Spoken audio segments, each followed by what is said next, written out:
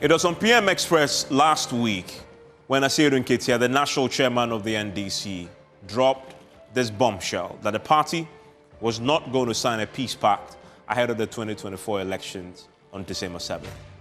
Declaration don't mean anything to us. A peace declaration? Mm-hmm. It doesn't mean anything to you? It doesn't mean anything to us because all previous declarations have not been adhered to, and those declarations have not solved any problem. If you allow violence to be brewed, you have violence, whether you sign declaration or not. Signing declarations left, right, center. The 2020 election turned out to be the most violent elections in the whole of the Fourth Republic. So this year, not signing. So it tells you that signing or no signing is not the issue. That was a bombshell dropped here on PM Express by the national chairman of the NDC. 24 hours later, the party's flag bearer, former President John Dramani Mahama, had an opportunity to have a say. He weighed in on this. He says, yes, the party has concerns, but they haven't taken a decision as a unit, as an organization, just yet. But he shared Asiru Nketia's concerns. I read the statement made by our chairman this morning, and even though it is not a decision that we have sat and taken, I can understand the position he's coming from. He's talking about justice and saying that we should not glorify just signing a peace pact without acting to make sure that peace exists. Because when we sign a peace pact and people gun down 8 of our compatriots and nobody cares, no investigation is taken, no compensation is paid, then what was the use of signing the peace pact? So that was John Mahama, 24 hours after Asiru Nketia sat here with me and made that declaration. Then, yesterday, the Peace Council, having had Asiru Nketia, was worried. And so they decided, let's go and have a conversation with the national chairman and the National Democratic Congress. And so we got his firm word, not only from Asiru Nketia this time, but from the entire party, what the real stance on the matter is. And it wasn't different. In fact, it was the same as what he told us on PM Express a week ago. But he laid before the Peace Council when they met him 6 conditions. Conditions that would determine whether or not they sign a peace pact this year. The first condition was very clear. Implement the Ewaso was Wogan by-election commission recommendation. That was an emphatic one. The second one that they put before the Peace Council, prosecute the 2020 election violence perpetrators. I remember what happened in places like the Chiban South. They want the people who were found culpable there prosecuted fully. And then they also put before the Peace Council the need to address the issues around the printing of some extra ballot papers that they allege the Electoral Commission had something to do with.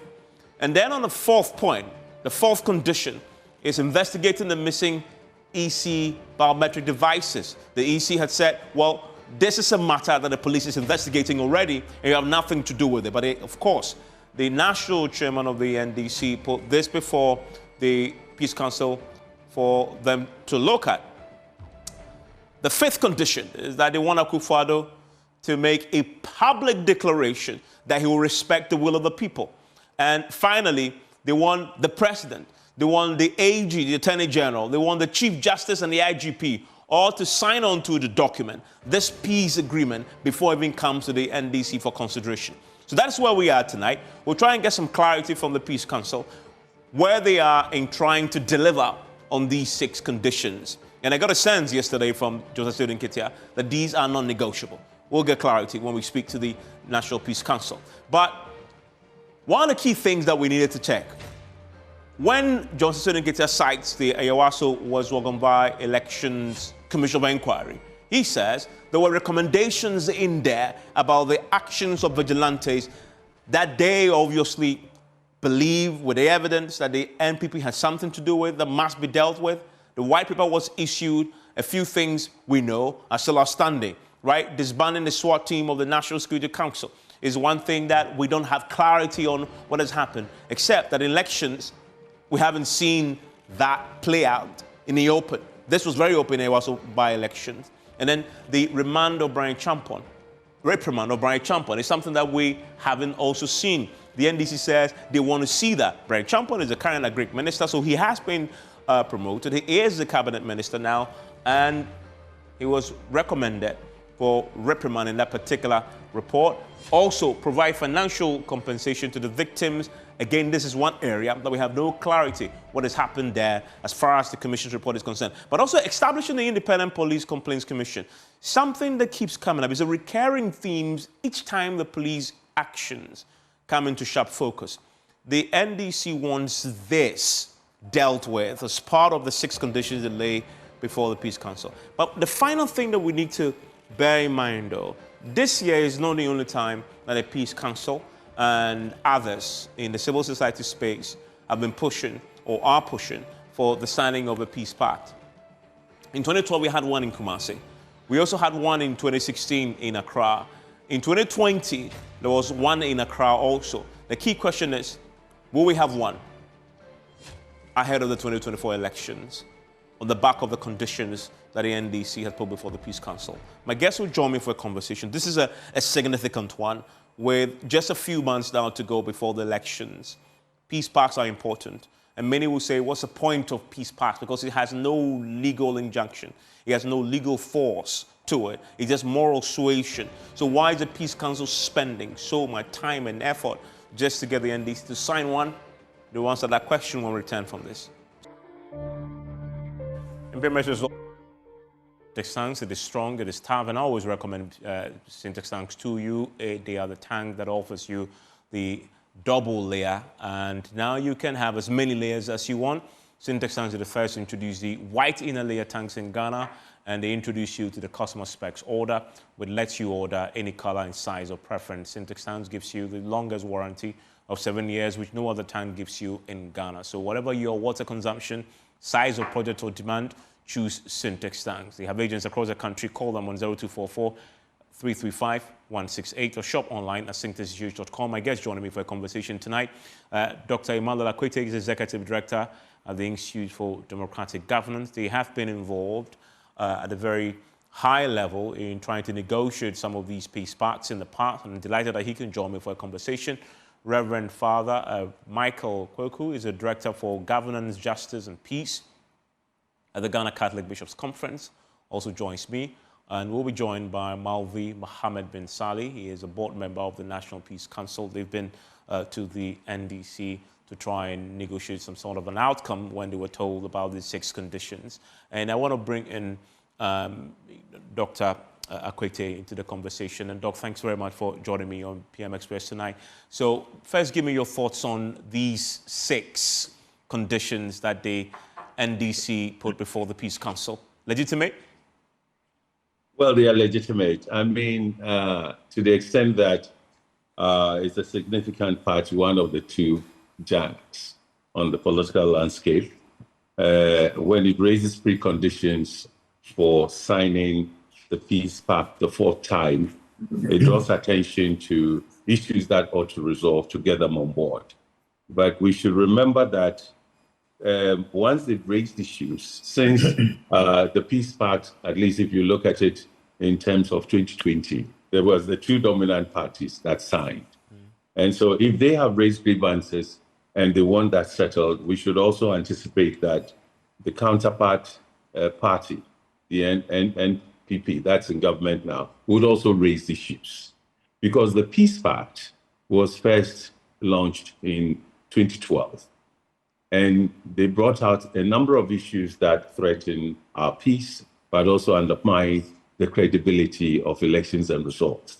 And violence has been one of the aspects. Violence in the elections between the 2 parties we term as duopolies has been escalating, especially after the 2 terms that the affairs 16 years, that is 2 terms each. We begin to see violence growing and escalating in various ways. And this time around, they have gone into that second 8 years each. So the second 16-year period. And again, you see how scared we are about violence occurring. Now, the thing about the peace pact is that it it addresses the issues, draws attention to the issues that are threatening peace and stability, and proposes ways in which we would commit to the rule of law and peace and not resort to violence. Because the moment we resort to violence, especially in presidential elections, it could be widespread. When it's constituency related, it could be contained. But if violence should spread across constituencies all over the country and so on, we've been told by the police since January 2019, then retired COP Kofi Boateng said they would not be able, the police would not be able to deal with violence if it should spread throughout the country. They don't have the numbers, they don't have the equipment, and so on. Not long after that, he did say this at the New Year's school. Not long after that, we had the Ayawaso West Wagon. But before then, there had precedents of violence, particularly in by-elections. You can talk about Etiwa, Ayawaso came in much later. You can talk about Talensi, and we can go on. And then you ask yourself, under which of these two parties in government did the violence occur? And what was done about the violence? Were the perpetrators arrested? Were they prosecuted? Were those injured? How did we handle them? And so on. So there's a certain impunity because both parties eventually then, as we saw in 2016 and thereafter in 2020, have vigilantes. They have now transformed from foot soldiers we saw first after the 2008 elections, getting to Itiwa. We saw that the foot soldiers had emerged in both camps. And then later on, subsequently after 2012, we saw they were armed. And in 2016, we saw transition issues with armed groups coming up. And then the law came into place in 2020 ahead of the elections, and it had to be enforced. And then the warning. So there has been a steady evolution of potential violence, but this time private armies. The vigilantes are private armies. It's only that we've been told they are owned by wealthy individuals within the parties, and the parties do not take ownership of them. And how have we dealt with that? So the situation that says resort to violence is threatening because the two parties now have their own private armies and they are armed and they've not been disarmed and so on, led to the enactment after the Ayawaso West War in 2019 of the vigilante law. Civil society groups came together, we reviewed the bill, we took a collective stand, and we thought now the president spoke when the law was passed and the determination to deal with this. It didn't happen, it hasn't happened. But the competition has intensified. And after the second 16 years, each of them has said, achieved their 2 terms. NDC, MPP is in its final year. By January, it would have completed that. We found that really the threat of violence is even getting worse and more serious. And how do we deal with this issue for the stability of our democracy and to move forward? If you ask that question of the NDC's position is that the way you deal with that and to move forward is for institutions like the Peace Council and others to be forthright, but also expeditious in one, condemning violence against all political elements in this country, including themselves, and dealing with issues that they believe often places the opposition at a disadvantage. For example, they mentioned the Ayawaso West Wagon failure to implement the white paper, the recommendations. They mentioned the failure to prosecute people in the Techiman South, for example, as an issue. They talked about the Electoral Commission's printing of papers, the president's failure to make a declaration that he'll respond to the outcome by accepting the will of the people. That's what they believe to be a solution to the problem long term, and that institutions have failed. Do you accept that criticism of, say, the Peace Council, as we wait to hear from them? Well, I think the NDC has made its case and presented its, the issues that it wants resolved. But don't forget that this is not the first time we've had a peace pact. Opposition party, where the peace pact was introduced in 2012, we were quite instrumental in that, I would say. The MPP was in opposition and had grievances. And there was the scare of violence again. At that time, the vigilante threat and scare hadn't escalated to the point it is today. But what was important with the peace pact was that in democracy, you resort to the court to resolve your problems, especially if you dispute results. You do not take firearms and threaten to shoot. But if you're going to court, then as they sign the peace pact, all that we're saying is that here is one of the important norms of democracy, that if you disagree with the results, particularly presidential elections results, because they have the tendency of mobilizing violence across the regions at national level. The president is the candidate voted for throughout the country, not MPs. So in that case, MPP would react to what they've said, looking at ahead of us 2024, but MPP would also have issues to raise. With 2012, the first time we signed the peace pact, which peace pact said, avoid violence and seek justice in the courts. If you're going to courts, you should have evidence, credible evidence that will make the courts to rule who won or lost. But universally, if you look at the cases that go to court, there's always the case, for instance, the classic case of Al Gore and George Bush Jr. He went to court, the results were contested, the court decided, everybody said, no, he got the popular vote, but how did this happen and so on. But Al Gore then said, well, people said, go back. He says, no, for the stability and peace of our nation, I'll move on, I'll concede defeat. We saw that also again in 2013, when the Supreme Court came up with this ruling, the 5-4 ruling. And then we saw how the parties were reacting. Each time, it's violence that their members want, or activists within, agitators within the party want to spread out. But the president at the time, the candidate at the time, Nana Akufo-Addo, said, no, we are not happy with the 5-4 verdict, but I would accept the results and move on. And it is one of the important concessions, conditions of democracy, and one of the important rules. You will concede defeat, even if you have grievances, and you live again to fight another day or to win another day. So resort to violence has not been tackled by either of the parties. 2012, after that, the elections, Nana conceded and so on. We moved on. But not long after, we heard about what was happening at Telency, and then it went on. And then after 2016, we also saw violence and so on and so forth. So, I mean, so the question is... Please proceed, please proceed. So the question is, with the peace pact, which says commit to peaceful means of resolving disputes over election results and accommodate and be moderate so that peace will prevail. You have another round to go and so on. It has become the custom. Okay, but the violence keeps escalating. We didn't talk so much about, we were not scared so much about vigilantes. We saw foot soldiers coming up, and we saw some violence in Akwetia and others, but no action was taken. So there has been impunity of violence, injustice, because those who are affected are not treated within the system, whether by law. Given the background we've just given then, and very briefly before I bring in Reverend Father, is the NDC being unreasonable then? I think it's significant. NDC has raised issues, but that is going to take us. I'm sure we are going to hear the MPP case and the issues they are going to raise.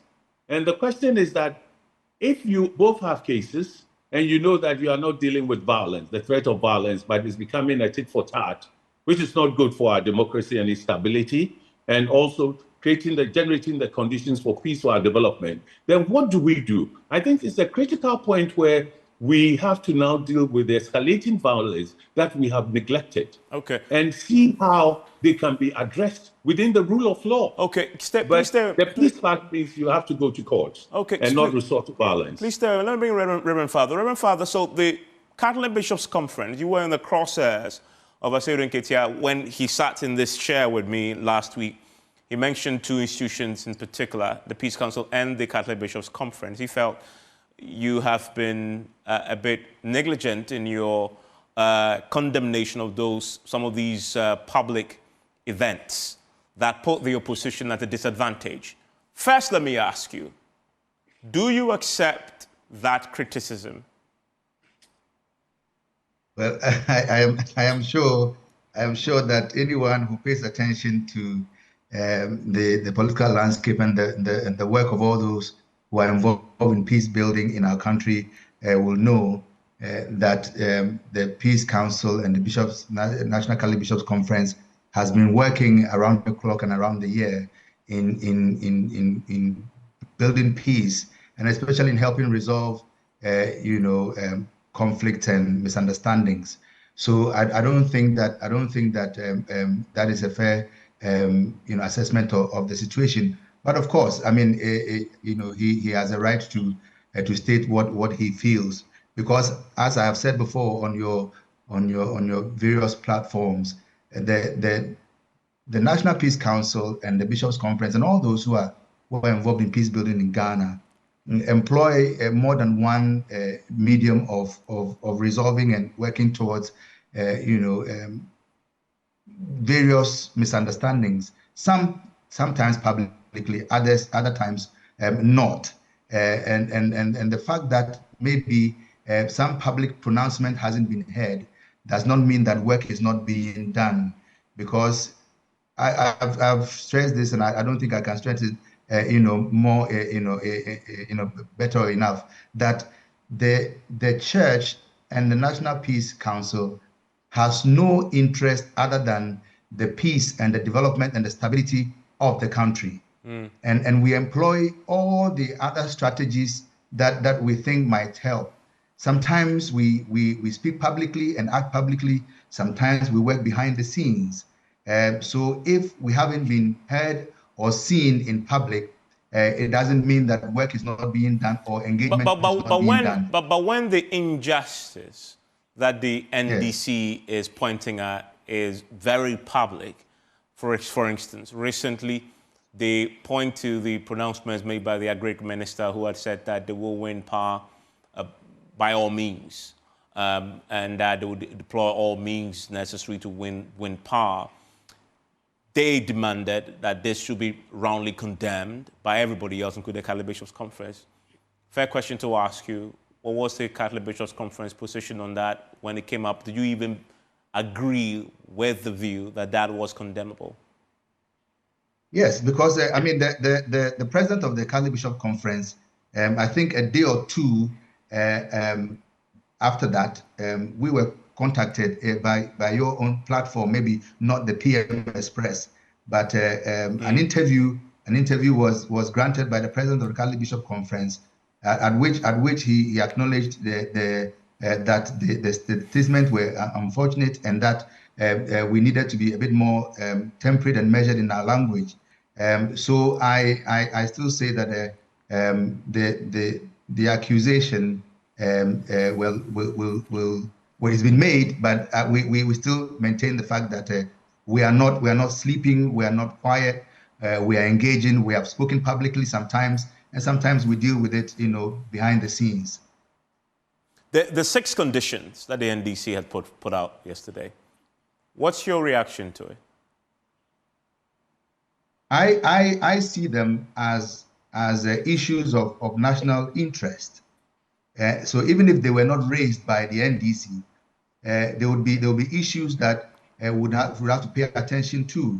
When there's injury, we need to find ways of making sure that there's justice.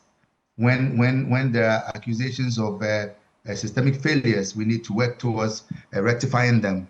So for me, there are issues that need paying attention to.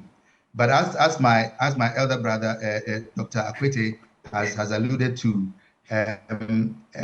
all of these should not be seen as if one party or one constituency is the guilty party, and the other is without fault. I think what we should look at, how we should look at it is to look at it as issues of national interest and concern.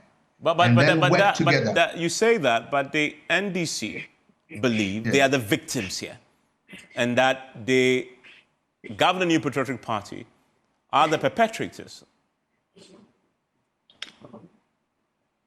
Well, I'd rather not get into pointing the accusing fingers, because well. But that is the reality that you, Peace Council, Dr. Kwete, will all have to resolve, because yesterday the national chairman, and he started by making these pronouncements here, he was clear and emphatic that we have been victimized over the years. You guys have done nothing about it. You looked on for the governing New Patriotic Party to victimize our people. They believe the 8 people who died in the Techiman are theirs, and you've done nothing about it. So they are victims. When you sit to try and negotiate this, you must acknowledge that. At least they will demand that you acknowledge that. Will you acknowledge that?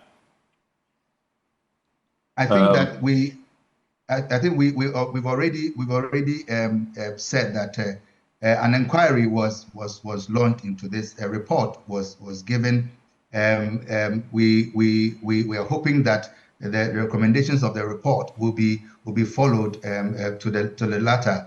I don't think that it is always helpful to engage in who must be acknowledged a victim or otherwise. When we sit at the table, we sit at the table as brothers and sisters of this one country that we have. When grievances come up, we will listen and we will pay attention. If in fact the reports and the studies show that one is a victim, we will make sure that the recommendations made by those who have been tasked to study it will be followed.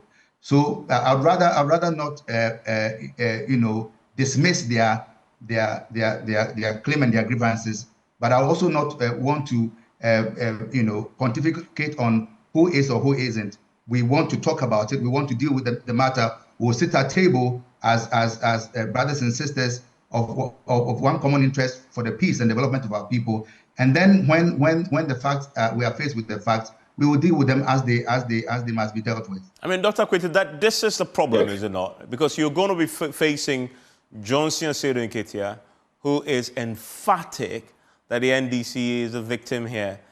You have to acknowledge that.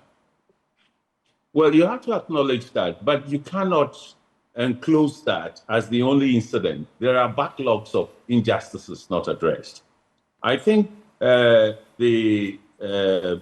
chair of the NDC has taken a good step in drawing a powerful attention to the neglect of violence, recurring and escalating violence in our elections.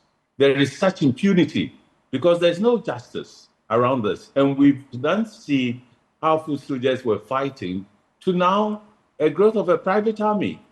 If you take, for instance, the year NDC was in power, let's say 2009 to 2016, there was violence. Etiwa. And then you go through 2016 and you come that there was all sorts of fights and by-elections. But then you look at Talency and probably Akuchi and you ask yourself, what happened? Where was the police? So when these two parties are in government, would they give the police or empower the police or give them the space to do their work? What we heard from the police the last time we convened to look at why the police is not tackling armed violence and so on, the police complained and said, well, first of all, when we've done the investigations, we do not have autonomy to prosecute our cases. We have to submit cases, dockets to the Attorney General. And when the Attorney General does not act on these dockets expeditiously or ever, we cannot act. So for the police to be able to act on its own, arrest people, prosecute them, does not exist in the system. And that is one of the things we have to tackle now. And not only that, you can go on and see how do foot soldiers now become armed vigilantes, where private people own them, but parties endorse them and close their eyes over. So for me, what is good about I think it's leadership on the part of, and courage on the part of Mr. Asedo Nketia to raise these issues, because we've been raising them. But now a major party has raised it, and it's putting so much pressure for it to be resolved that he said, if we don't tackle this, we are not contesting. We are not going to get into these elections and so on, or we won't sign the peace pact. The peace pact, if you do not sign, you would open the floodgates to violence. So how do you get them to sign? Fight. I guess that's the fundamental. How do you get them to sign, knowing what their conditions are? And yesterday, I think they the were two very are clear. going to face each other. Well, the NDC, as the chairman has said, is that until you resolve the issues they've raised, they are not going to sign the pact. But each of the peace pacts has raised the issue of impunity over violence and injustice. So now we are going to have to assemble them, bring them around the table, because MPP also has its case. And we have to deal with the violence. In fact, the MPP issued a statement on the back of Wasiu Nketiah's interview on PMSS last week, Wednesday. On Thursday, they issued a statement in which they said they will sign the peace pact in a heartbeat. And then they condemned the NDC for making the pronouncement that they will not sign a peace pact. So they are ready to sign.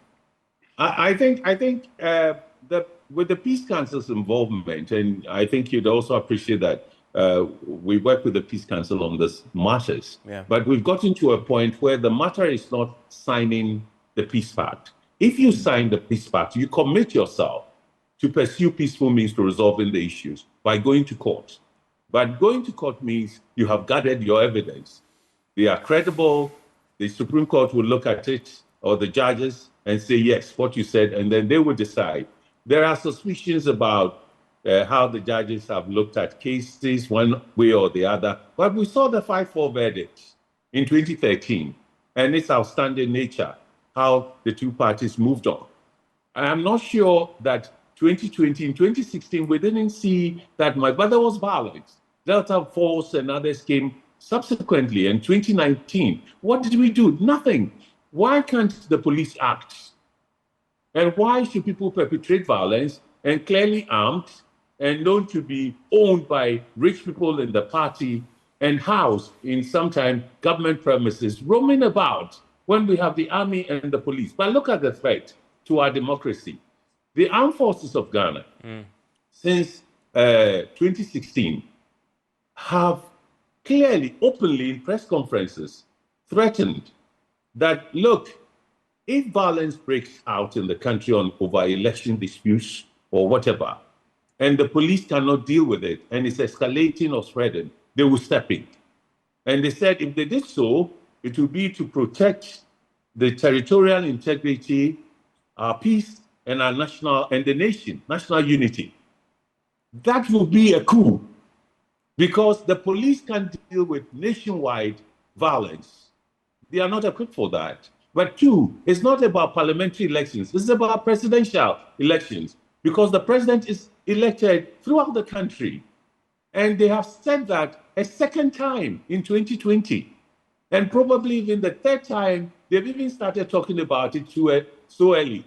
Look, read the papers and you would see the threat is real in a sub-region where there is a drift towards military or the return of military governments. And ECOWAS is in some challenge in dealing with these issues. So when you look at it seriously, what has come, if the intention of the Secretary General was to put an issue as a condition that must be met for them to sign the peace pact and go to court, gather their evidence and so on for a peaceful resolution, it is significant. But I'm sure that MPP would also raise that issue. In that case of what has happened to them in the past, in that case, the Peace Council, plus others are going to have, and civil society groups like us, would have to sit at the table for now, get them to commit to fighting injustice and the impunity of violence. Yeah, I mean, you say it's that, a significant moment. But you say that, but that will be ignoring the specific cases that the NDC had mentioned that they needed resolution to now. All the violence that has occurred are specific. Talensi, Akwetia, and Etiwa, and go on and go on. Ayawaso was West Wogon. That's where the impunity is. So if they could now agree that to go forward on a peace pact and go to the court, all these cases would have to be dealt with. They've not been resolved. Yeah, so I get the point that yes, you have to go way back and try and now have perspective on what we have failed to resolve, the impunity we failed to resolve in the past. But is that even realistic to expect? So are you expecting commitment from the parties to say whoever wins next year will address these, or there should be a commitment to fix and address everything else in the past? What's your... I think we would have to take a holistic approach, okay? Because I'm telling you, I haven't talked to the MPP, but I'm sure they will also raise those issues that went against them when MPP was in power, NDC was in power. And I think for me to raise this and make it a precondition for signing a new peace pact, for us to say we will resort to the courts and concede according to democratic traditions when the verdict is given, rather than arm and continue arming people. The two have to sit at the table. It should be a facilitated conversation, but I'm sure they would not only look at what the NDC wants, they are also going to say, hey, NDC, we also have something. And that in that case, how do we resolve the issue? Where is the autonomy and the freedom of the police to deal with these matters? Can't we reform the system? Why should the Attorney General or the political ministers and so determine when they go to court? Shouldn't they be autonomous in prosecuting with their evidence? So it is a very important development. As head of an institution that has been looking at these issues, and from its start to now, I think it's a significant moment for us to look at how to deal with the recurring threat of violence and impunity, and deal with it before 20.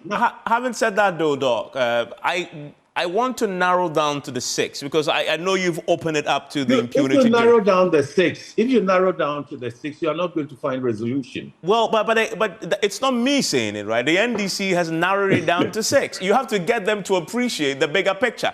But Jonathan Nketia says those are the key issues we want you to resolve before we consider signing. You can't get past that now, can you? But you should also expect that those who resolve it and are in government are also going to raise their 6 grievances. And the question is, should we leave it like that? Then it will lead to a fight. But it has to be resolved. They have to come around the table.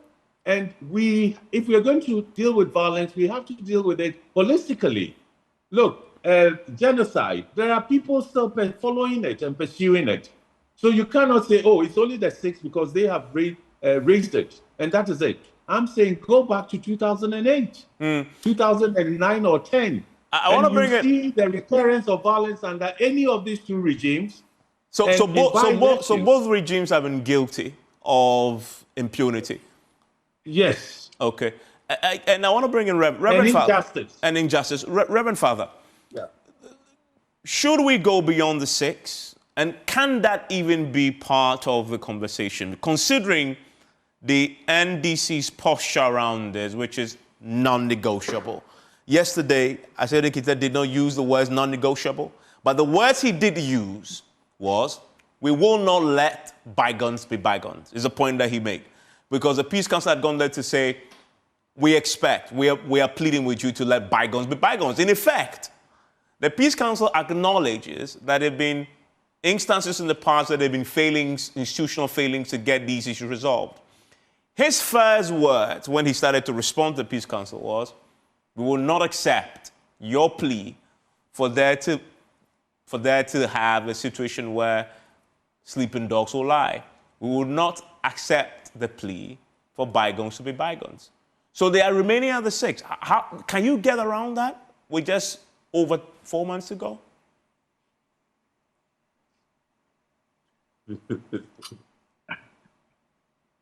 Can you hear me? Hello. Yeah, Reverend Father, I can hear you. Yes. Could you please come again? I think I lost you briefly. No, I mean, the point about Dr. Akwete had made the point that you need to put this in the bigger context, adopt a holistic approach to the problem, which is all the government have been guilty of impunity. But Johnson Asiedu Nketia had made it very clear that for them, it's about these 6 conditions. And his words were they would not accept bygones being bygones in this particular time. Can you circumvent these 6 and look at it in the broader context? I don't believe for 1 minute that the General Asedu Nketia is not committed to peace, because I believe he is, because he also knows that peace is both a commodity and an end to which we are all working. And I take his statement as sort of a resolve to start a serious look at the issues at stake, as Dr. Akwete has said. You say that, Dr. Akwete says that, but you seem to be interpreting for him what he means. But he didn't mince words. He's very clear. He put a number to the condition, 6. Yeah. But both of you seem to be suggesting that he's actually offering an opportunity to look at this more broadly, but that's not what he's doing. No, well, one thing is for somebody to state their grievances and to make their case. Another is the project of building peace and looking at it. So when he has done the rather good job of bringing the issue to the fore and has made the grievances of his party also public, I think then the job is for all of us who are involved in peace building and negotiation to sit at table. So I don't think it is helpful to just look at it as, well, it is take it or leave it. I think it is for us who are involved in this peace building effort. We look at it as an opportunity to talk and to dialogue and to work. And I think that is how we want to look at it. We will engage the NDC and to pay attention to the concerns, whether as a National Peace Council or as the Catholic Bishops' Conference. When you live in a house and there are grievances, the one who feels hurt, must be allowed to express them. But then how it is solved must also, be given a chance for it to play out. Let me ask you more specifically, and now I'll put that to Dr. Akwete. Let's take the 6. One of them is they want the president to publicly declare that he will respect the will of the people if the party loses, or whatever the outcome after the elections, right? They've said that. Is that achievable?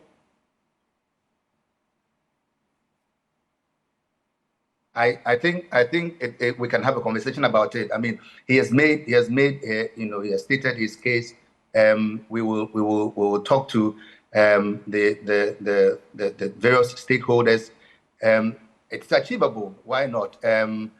Will it be achieved? I think that is where we all have to be measured, both in our expectations and in our language, and be committed to a process of making sure that all these things work. So I think it's achievable, but it also depends on how we posture and how we deal with it. I mean, Dr. Akwete, another one is they want the president, the Chief Justice, the IGP, the Attorney General to all sign the peace pact before they will consider one signing. That's easy, isn't that easy to get these big men to sign? They signed, all of them signing the peace pact. When the peace pact first took place in Kumasi, the IGP spoke about what they were going to do to deal with perpetrators of violence, the arrest and the prosecution. But subsequently, they also outlined challenges for them as police to do their work. The political interference and the fact that they themselves risk the way the police is under political control, whether from the Ministry of Interior or the Police Council, are issues the police are spoken to clearly. And so under each regime, we've seen how governing parties mobilize people for recruitment. The two parties have played the same tit-for-tat game. But here we are with justice. And I think with justice, if you want to go to court, the court hardly listens to one side and leaves the other. What MPP had, Mr. Asedu Nketia has done, is to boldly put forward the issue of political settlement. We are perpetrating violence mutually, the two sides, but it has affected, this is our case. They don't have to make MPP's case for them. It's for the MPP to make its case. But for researchers and those who are monitoring these processes and speaking to them all the time, we are saying that if they politically agree that no longer are they condone violence from within their camps, and that the judicial process is important and they must build confidence in the judicial process for them to all go, then it is for them to decide that, look, forget about Etiwa and Akutia and Talensi and Yawasu war gone, let's start afresh. It's a political decision they have to make. Or the state, in that case, without the influence of the politicians, the police would say, well, it's against the law, or somebody would challenge that and say that let the law prevail. Justice means going to court for a determination to be made. And don't forget that in these processes, the Supreme Court, the Chief Justice, gives each candidate of the parties in signing the pact the adjudication manual, which they review over time. And that this is the procedure by which you go. So ultimately, in democracy, we commit to peaceful settlement of disputes. But we are saying that we have not tackled this issue of political violence. Historically, in our history, people get away with it to such an extent that at this age, in this time of our 32nd year of the Fourth Republic, we have people in parties, party financiers, having their own private armies. And we've closed our eyes to it. So how did I read Mr. Asiedun Ketia's call on the presidency? I think he is challenging him to say, hey, Mr. President, violence hasn't served our purpose. It's threatening. And if you look at West Africa now, if violence occurs and it is going to bring about military intervention because it's escalating, Charlie, we've lost it. What do you expect the president's posture to be? I think that, first of all, the president has his party who already have started talking about this. I haven't seen the MPP's response to this six or so specific conditions. But I'm sure they are going to come in also by saying, hey, do you remember? But for the president himself, he's a leader of this great nation of ours. Yes. What do you expect if his the posture to be? president elevates himself, of course, the position he is in now is that he's more of the commander-in-chief, the head of state, the father of the nation. He definitely has to make a decision. And that decision then will be that he doesn't want to leave office with violence all over the place. So in that case, would he work with the Peace Council and say that, look, let's find how we can resolve all these issues, but clear the way for a credible adjudication process in the 2024 elections. But before then, how do we get NDC, to handle the 6 conditions they put on the table? They would not shift from these conditions, or would rather say we will resort to violence, because there are also other cases that have been, I forget, under his tenure.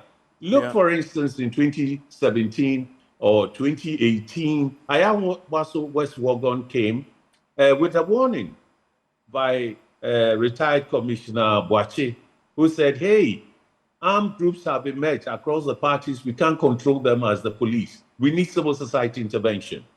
He said that clearly. And then the Emil Short Commission came with the recommendations. Were they implemented effectively, as he said? There are questions, but it's the president. It's under his tenure that we've gone through these experiences. So for me, what I see to be positive about the preconditions that the MPP has raised is that it creates space for us now to address the issues, because MPP, so it's always been tit for tat. Just before we wrap up, I need to ask. I mean, we spent a lot of time talking about the peace pact since Asiedun Ketia brought it up. I thought that's the most important. Yes, but I need to violence and so on. Yeah, but I need to ask that point, the question around the peace pact itself has no legal authority, right? It's moral suasion. Why is it so important? Why is it so important that the Peace Council and everybody else is now fretting over the declaration by the NDC that they won't sign? A document that has no legal force. So who should answer, me or? I mean, you go first very briefly, and I'll hear his thoughts also, Reverend Father. It's so important. We initiated, as I did, with our Civic Forum initiative, which had the Catholic bishops involved, which had the Christian Council involved, which had Chief Imam, Ahmadiyya, and others at the top leadership level, came together and said, what is it that would get our parties to steer away from elections? The peace pact was a desperate tool that was put on the table that make a commitment to the voters before the vote. And with the Chief Justice presenting you with the procedures for adjudication and all that, and how you can follow the process to seek peaceful justice or whatever you call it, when there are disputes over results. And it was then embraced. And I will tell you, it's spread across Africa in various other countries. So it's become a very important moral suasion thing, and which is very good. Okay. Because if you don't adhere to it, you are a liar. You're going to the electorate, and they want to have confidence with you as a leader, and you can make a commitment and disregard it, then they can vote you out of power too. I think we are going to get to that point as well. So it is a very important instrument for going to court, peaceful resolution of disputes, and practicing the ethos and custom of democracy. Yeah. You lose, you concede, but you live to fight again. But don't set our country up in flames because you... And Reverend Father, just before we go, having heard what has happened... Reverend Father, having heard what has happened with the NDC and where we are, when you pray, what is your prayer for Ghana? I'm just curious. Considering where we are now with just a few months to go, what has been your prayer to Ghana since you had parties say don't sign peace pact? Well, even before then, my prayer and the prayer of the Catholic bishops and the whole, religious constituency of our country is for the creation and then the sustenance of a peaceful environment for the development, the integral development of our people. But beyond that every individual and every institution, in this case the political parties, will desire and work towards peace, and that all of us, state institutions or otherwise, will do our bit to ensure justice, which is the bedrock for any serious attempt at peace. So we pray that every party, especially the two parties that have come to be known as the duopoly, will begin to seek peace seriously, employing every legitimate means to work at peace, because peace, as I say, is both a currency and an end to which we work. Okay. Thank you very much, the Reverend Father. Thank you very much, Doctor. Dr. Kwete, yes, very briefly, for a second, because I just have to wrap up. Freedom and justice is what we have, but we are adding peace in a democracy. Okay. And I think that it is an important thing that we should also include. Yeah, thank you very much, Dr. Kwete there with IDEC. Also, we have Reverend Father with the Catholic Bishops Conference. Enjoy the rest of your evening.